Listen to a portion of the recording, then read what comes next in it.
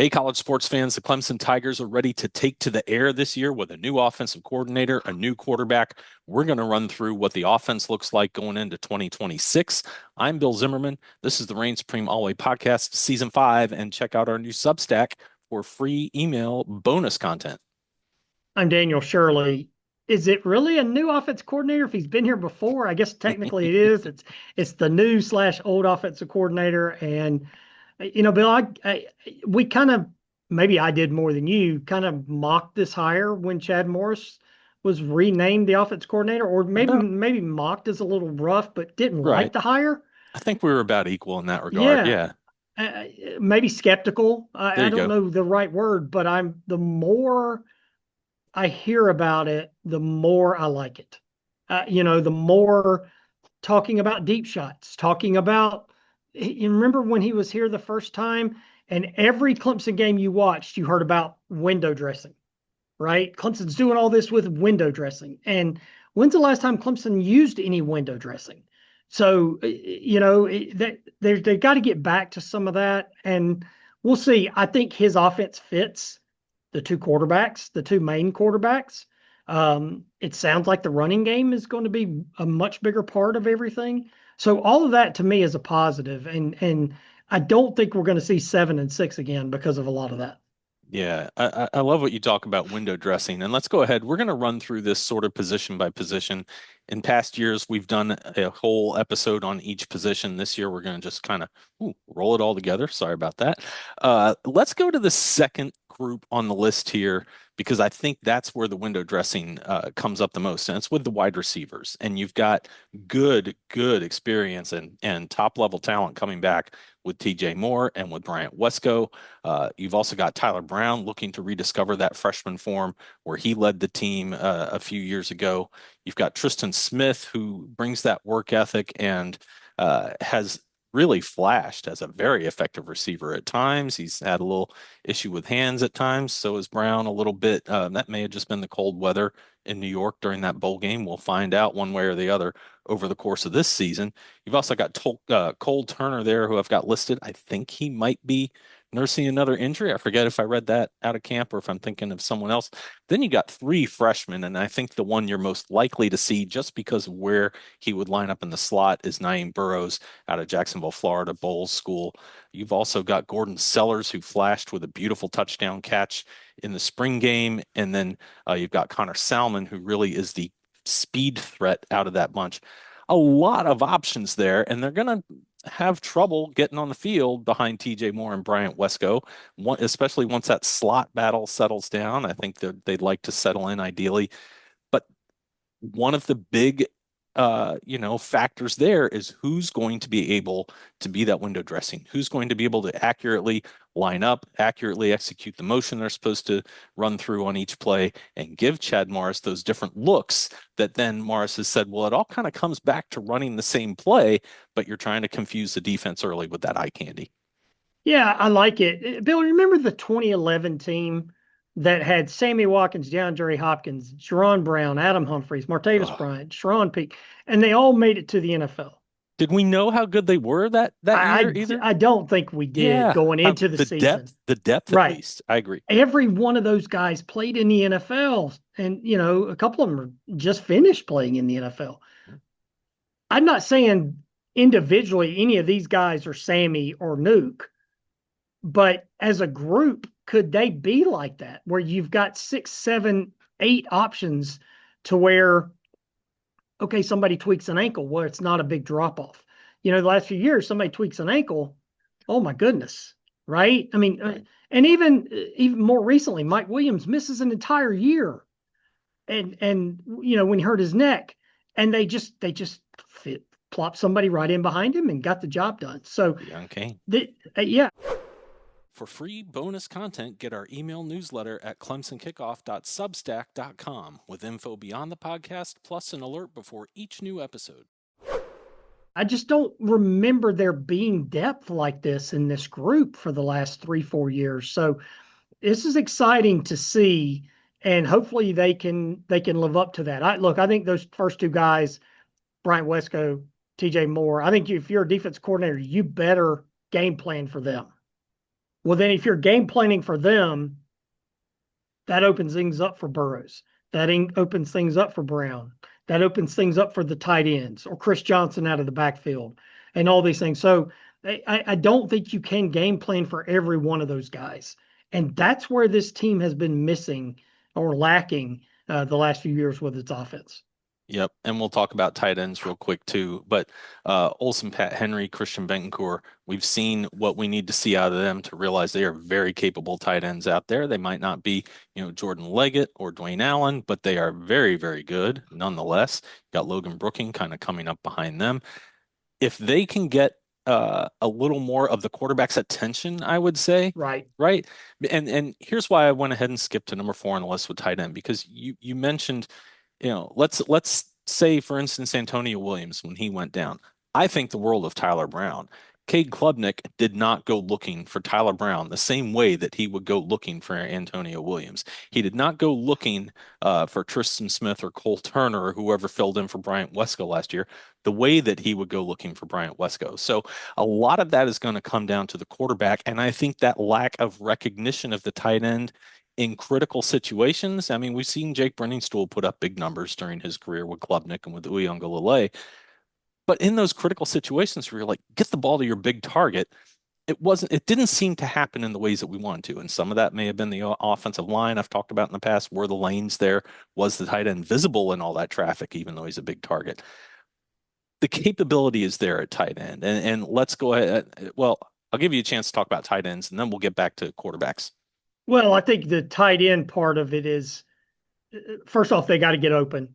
They got to build a block. This is, you know, Chad Morris has talked about this. Dabo has talked about this. In this offense, tight end is probably the most difficult position to play other than quarterback.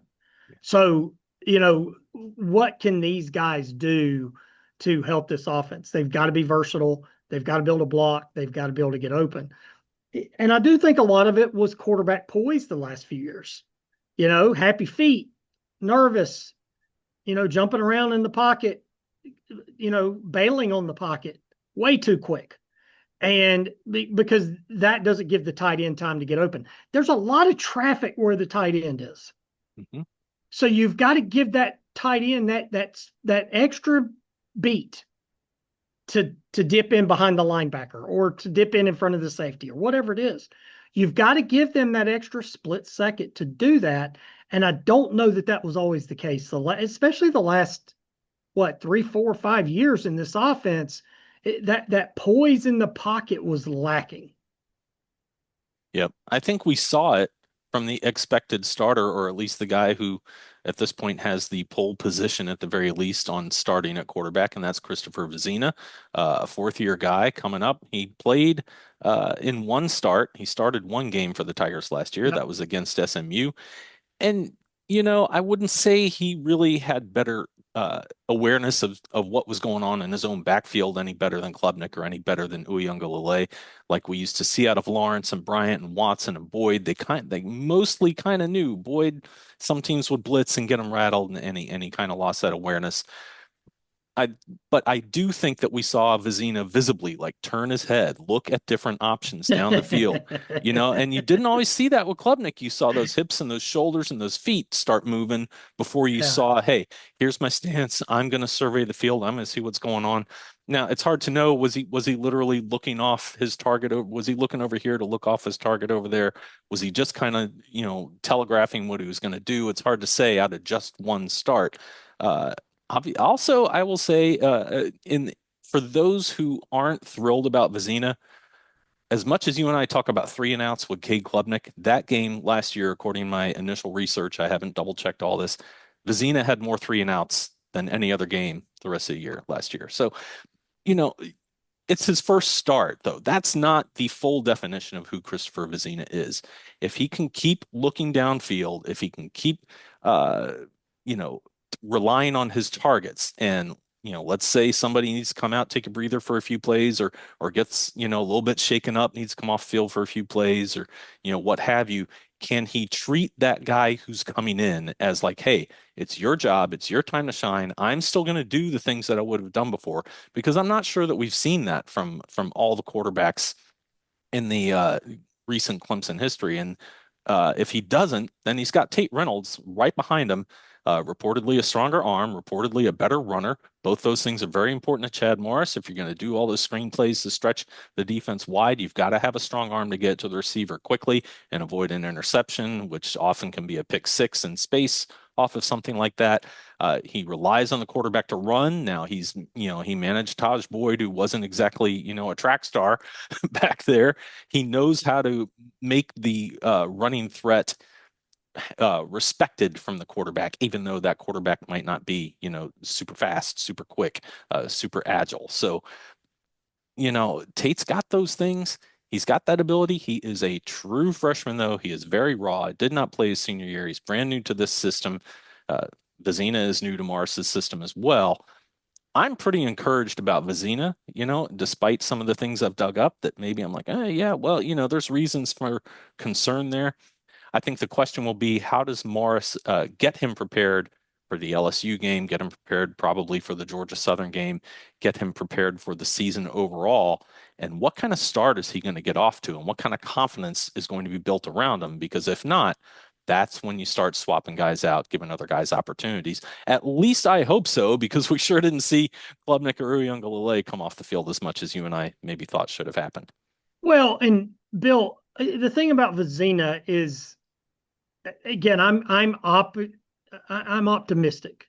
I'm trying to be optimistic. I'm trying to be, not crazy Daniel. And you and I were texting about that the other day.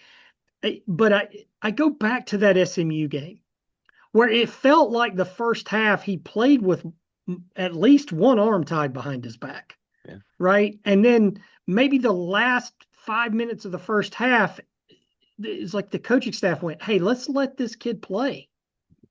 And then everything opened up. And he wasn't perfect, and they had other issues on that team. The defense let them down that day. Boy. But remember how much more comfortable he looked in the second half? Yeah. And the deep throw, the one that you've pointed out several times, the one to Wesco, where Wesco kind of slowed down because he was used to slowing down on deep throws, and then he went, "Oh wait, I better go get that."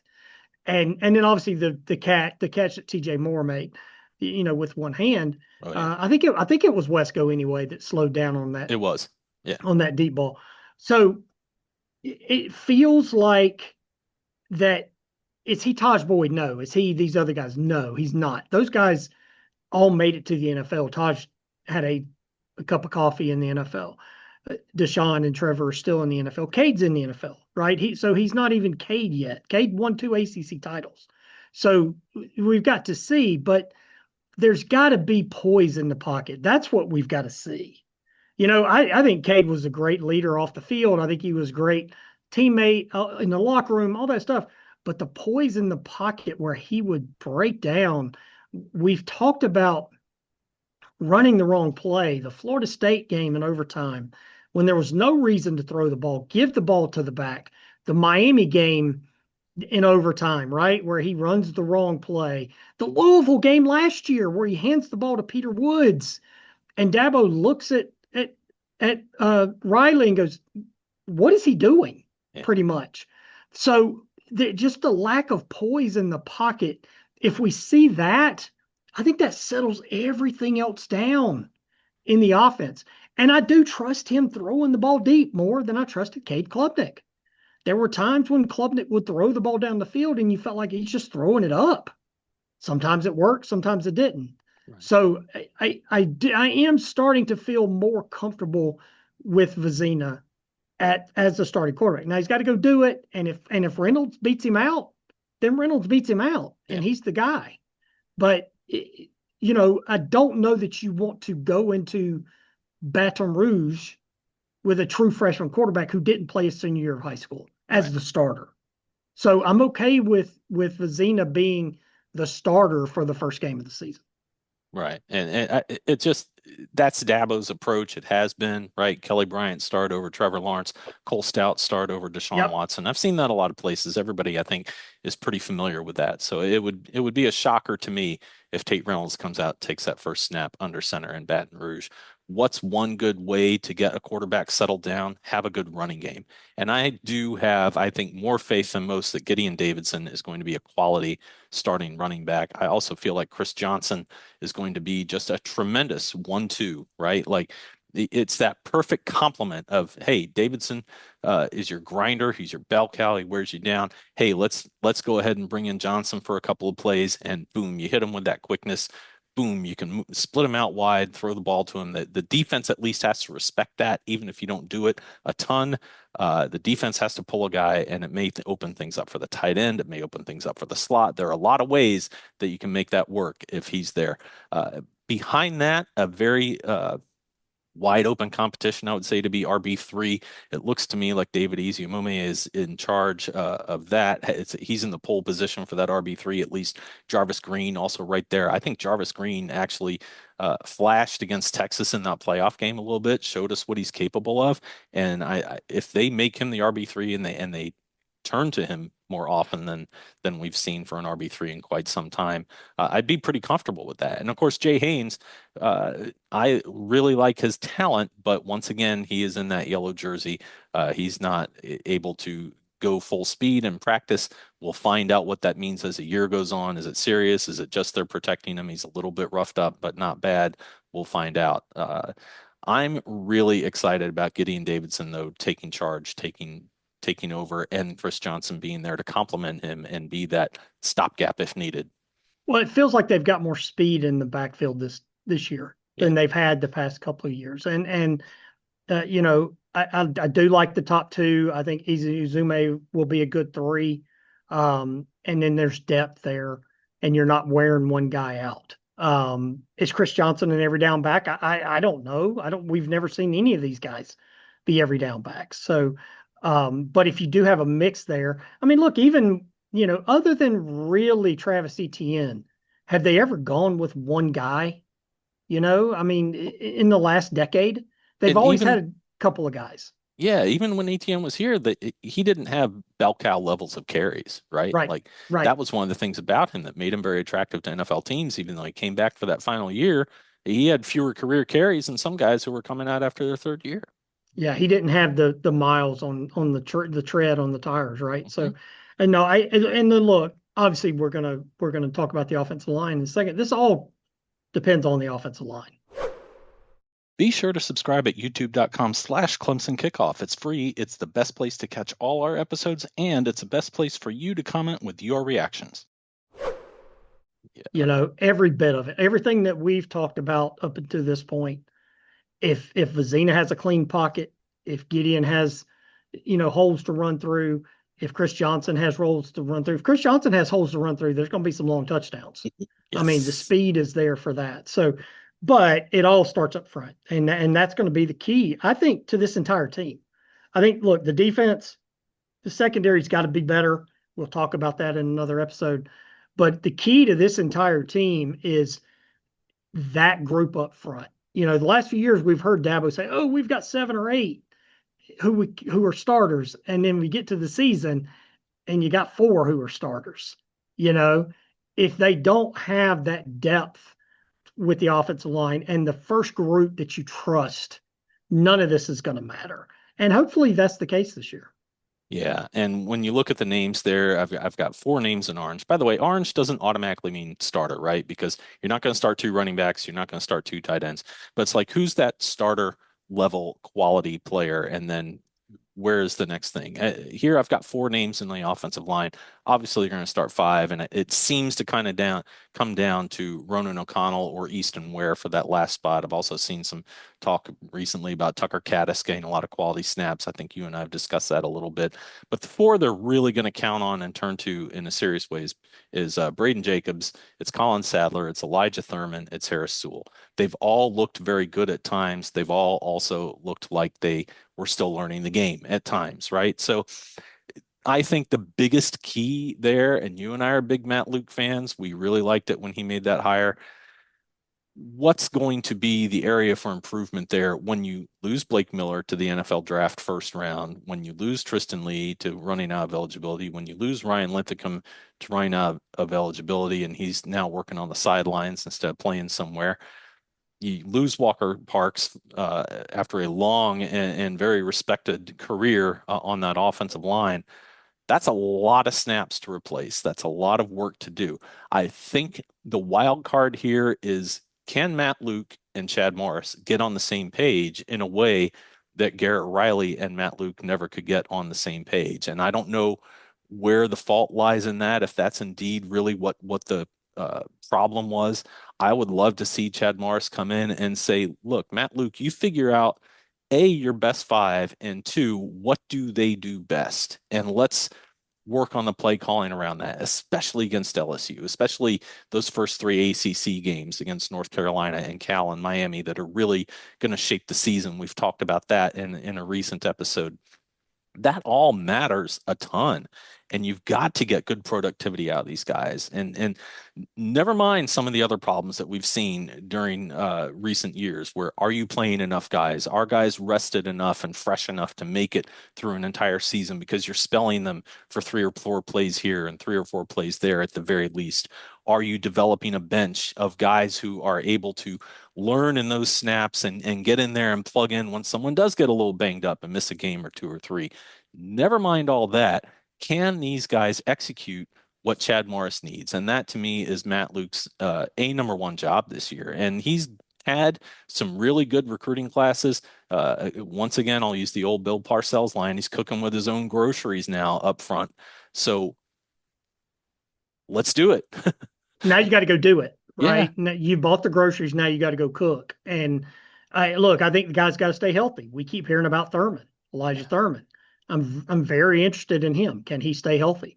If he can stay healthy, well, then that locks down a spot.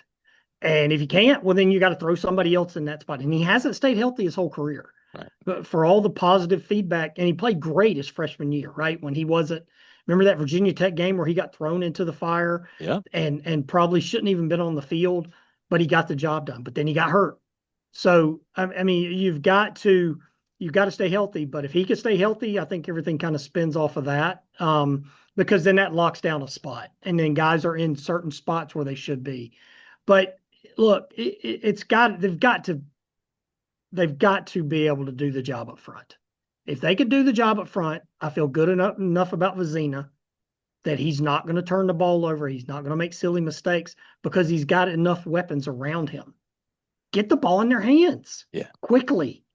Don't hold the ball. Don't fall down sideways and try to throw a pass when you're 2 inches off the ground. All of the things that we complained about Cade Klubnik, and I don't want to bang on Cade Klubnik. He started for 3 years. Again, he won 2 ACC titles. He was solid, but he was also very frustrating to watch because of a lot of the mistakes. yeah. If you can avoid some of those mistakes and the offensive line does its job, there can be something there with this offense. Yeah, if Klubnik can do a good job listening to Frank Reich and follow instructions and follow the program, and what do you say all the time about the defense? Do your job. Do your job. He can become a very talented NFL quarterback because he's got the physical abilities. But Frank Reich has got to be very direct with him about, you're not going to do this, you're not going to do that. Right. Your ability here is not NFL level. Your ability there is not NFL level. But here are the things that you have NFL level talent for. Channel that the right way and get with the offensive coordinator and make sure that those things are happening. This is a Clemson podcast, so we'll get back to that. I really like the fact that Vizzina seems to have better spatial awareness on the field. If he can develop that better awareness in the pocket as well, that's going to help a lot. If the offensive line, if each of those five guys on whatever play, whoever's in there, can do their job and provide Vizzina enough time to execute the offense and run through his progressions. I love the fact that Vizzina leads his receivers better. When those guys get into space, if they're not reaching back to catch a ball that's a little behind and having to break their stride and they get tackled right away as a result, that helps a lot. If the offensive line can avoid so many sacks, if Vizzina can learn to throw the ball away, if Gideon Davidson can be that kind of workhorse and make sure that he's got the blocking, hits right hole to go Make sure you get at least 2 yards, get at least 3 yards. Pardon me. Don't get off cadence, right? Don't get off count. Keep that down progression working. If they can just reduce those 3 and outs and keep the ball moving, move the chains a couple times every progression, every possession, what a difference that makes for the defense, right? Like suddenly that secondary is rested instead of going back out there gassed. Suddenly your linebackers and your defensive ends are ready to really move on every single snap, and they're not as worn down. That's going to be a big thing. I see some talk here and there about how many points is Chad Morris going to have to get to beat LSU? Well, that all depends on your defense. And are you Right. taking care of your defense while you're putting those points on the board? Or, you going 3 and out one possession and then a deep bomb touchdown on the next position, and suddenly guys are going back out. Is that going to wear them down to where suddenly when you look at the end of that Bama game that they lost in 20 early 2016, end of the 2015 season, Clemson had that Alabama defense absolutely on its heels, hands on its hips, just not able to react in time. You don't want to do that to your own defense. So, Right. uh, what will Chad Morris's sense of play calling be? Is he's been out of that role for 6 years, as you and I discussed a few times.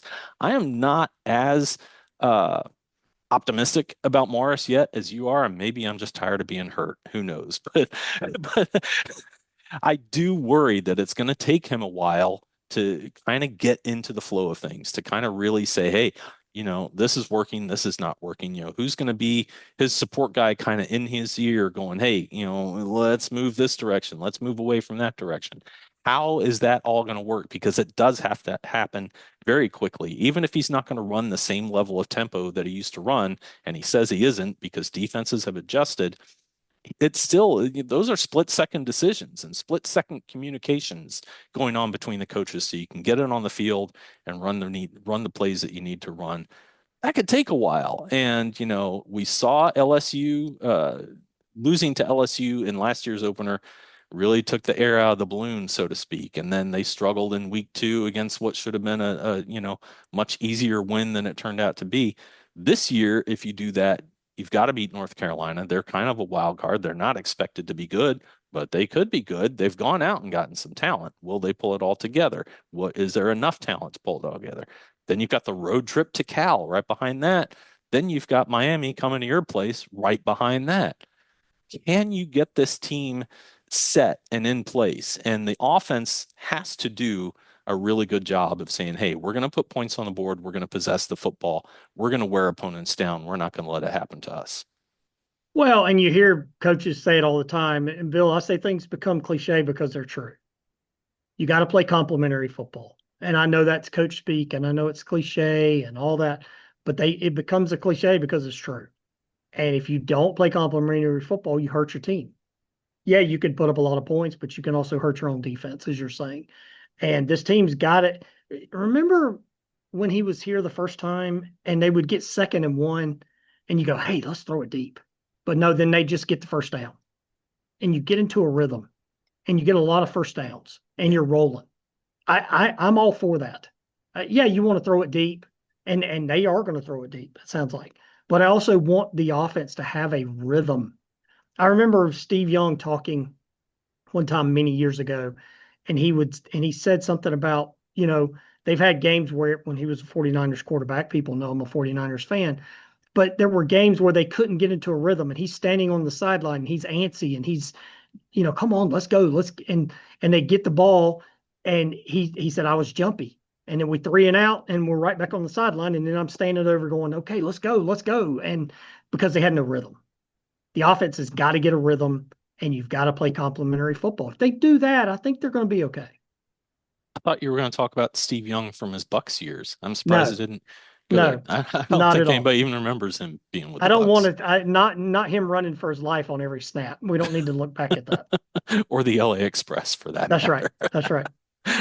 Look, we are going to come back at you with the defense and break them down position by position as well.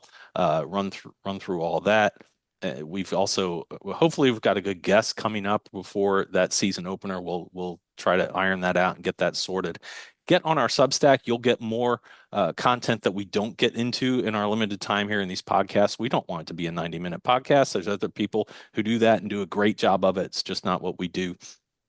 It's free to get on the Substack and sign up for that. You'll also that way get a quick alert in your email inbox every time that we post a new episode. And gosh, I'm really hoping, Daniel, that we can work out 2 episodes a week like we used to do back in the day, years ago. We'll see how that's all going to unfold and how that's all going to work out. We do have to prioritize our actual income producing jobs. We have to prioritize our Right. families and everything that's going on there. So but that is the goal. So knock on wood, we will be able to make that happen. When we come back at the defense and analyze position by position there, we will let you know. Keep an eye on the YouTube channel. Keep an eye on your favorite podcast app, and we will uh, break all that down as well. Any last words about the offense? No, again, I think it's just they've got to find a rhythm. That's my entire Mm. theme for this offense this season. If they can find a rhythm, they're going to be okay. And I think just being okay is fine because last year they weren't just okay. It was rough last year, and they could not run the ball. They've got to run the ball this year. You've got to get the rhythm, or the rhythm is going to get you That's right. one way or That's the right. other. So famously Uh, sang by who was it that sang that song? I can't remember who it was. Gloria Estefan. Gloria Stefan. That's right. Yeah, I miss Right. her Right. restaurant at Disney Bongos. Really, really good Cuban food. Miss it. So, all right, I'll try not to have any puns that bad in our next episode. We'll see you then. I'm Bill Zimmerman. This is the Reign Supreme Ollie podcast. I'm Daniel Shirley. Go Tigers. Connect with us on social media. That's at Clemson Kickoff. Whether you're on Twitter, Instagram, Blue Sky, or Facebook, you'll find us there.